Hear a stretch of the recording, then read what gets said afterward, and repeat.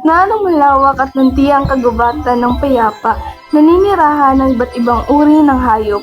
Bawat isa ay may kanya-kanyang papel at katangian na nagbibigay buhay at kulay sa kanilang komunidad. Si Agila, ang pinakamabilis at pinakamatalas ang paningin. Siya ang tagapaghatid ng balita at tagamasid mula sa itaas. Siya si Unggoy Utoy, ang mapaglaro at mausisang unggoy na madalas ay nagdudulot ng gulo ngunit may busilak na puso. Siya ang nagdadala ng saya at minsan ay nagiging sanhi ng mga bagong ideya. Siya si Kiko Conejo, ang mabilis at matatakutin, ngunit may kakayahang makahanap ng mga nakatagong daan at mapagkukunan ng pagkain. Siya ang tagahanap ng solusyon sa mga praktikal na problema. Siya si Pagong Pasing, ang mabagal ngunit matatag, kilala sa kanyang pasensya at kakayahang mag-isip ng malalim bago kumilos. Siya ang tagapayo sa mga desisyong nangangailangan ng mahabang pag-iisip. Siya ang puno ng buhay, ang pinagmumula ng lahat ng tubig sa kagubatan na unti-unting nauubos. Ito ang sentro ng problema. Siya si Tamaraw o kilala bilang Tandang Tiyaga, ang pinakamatanda at pinakamaranas na hayop, kilala sa kanyang sipag at pagiging mapagmatyag. Siya ang tagapagbantay ng mga tradisyon at kaalaman ng kagubatan. At ang panghuli, si Leon Haring Luntian, ang matalino at makatarungang pinuno ng kagubatan.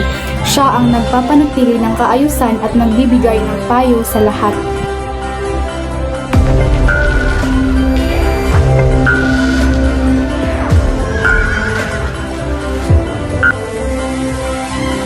Mga minamahal kong kasama,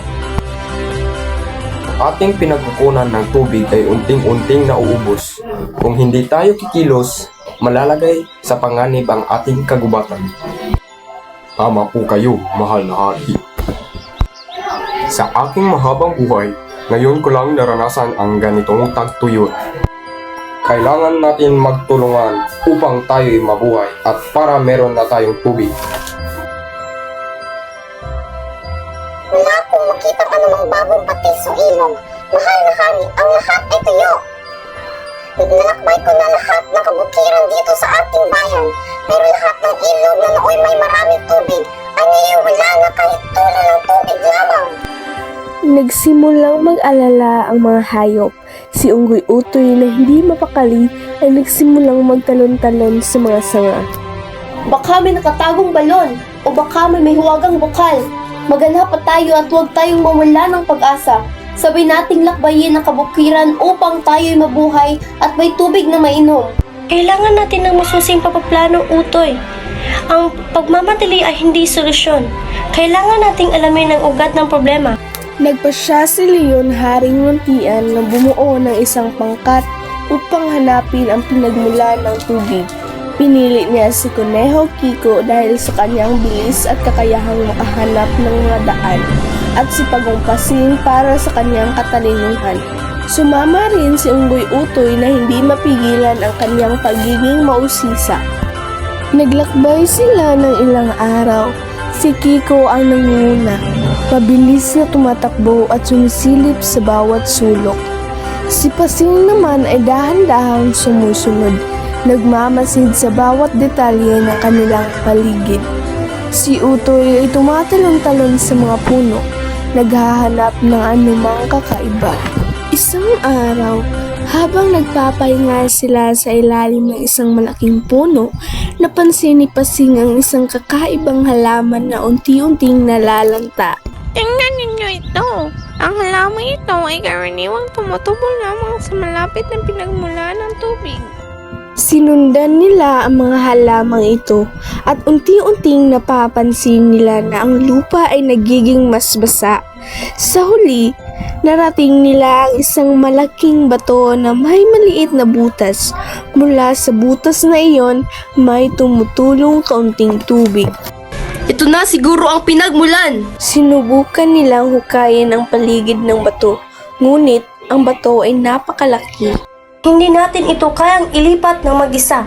Kailangan natin ng tulong ng lahat. Balik sila sa kagubatan at ibinalita ang kanilang natuklasan.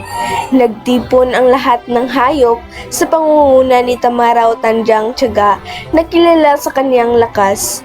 At sa tulong ng lahat ng iba pang hayop, nagsimula silang magtulungan. Sa pagkakaisa at pagtutulungan ng lahat, unti-unting lumabas ang mas maraming tubig mula sa ilalim ng bato.